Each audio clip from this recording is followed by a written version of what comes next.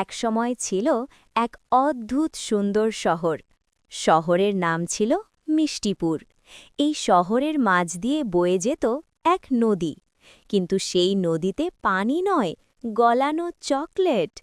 নদীর ধারের চকলেটের সেতু, চকলেটের পাথর আর বাতাসে ভাসত মিষ্টি কোকোর গন্ধ। শহরের বাচ্চারা স্কুল থেকে ফিরে সোজা নদীর ধারে যেত। কেউ কাপ দিয়ে চকলেট তুলত, কেউ আঙুল ডুবিয়ে চেটে দেখত, আর কেউ বলতো, আহা, আজকে ডার্ক চকলেট বেশি মজা।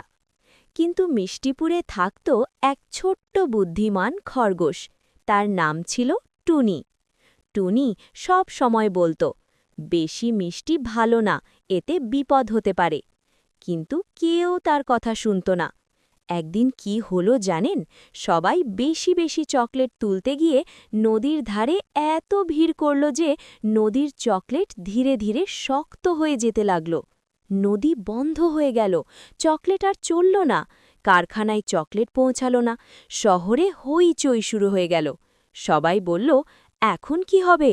চকলেট ছাড়া তো মিষ্টিপুর চলেই না। ঠিক তখন টুনি খরগোশ এগিয়ে এলো। সে বলল, ভয় পেও না, আমি একটা বুদ্ধি জানি। টুনি সবাইকে নিয়ে নদীর ধারে গিয়ে বলল, আজ থেকে আমরা সবাই মিলেই নিয়ম বানাবো। প্রতিদিন অল্প অল্প চকলেট নেব আর নদী পরিষ্কার রাখব। সবাই রাজি হয়ে গেল। বাচ্চারা মিলে নদীতে বাতাস লাগানোর পাখা বানালো। চকলেট আবার গলতে শুরু করল। নদী আবার বয়ে চলল, মসৃণ, মিষ্টি আর চকচকে।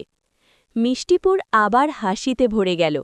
সেদিন থেকে শহরের সবাই বুঝে গেল, লোভ করলে বিপদ, আর ভাগ করে নিলে সুখ। টুনি খরগোশকে সবাই ডাকতে লাগল চকলেট নদীর রক্ষক।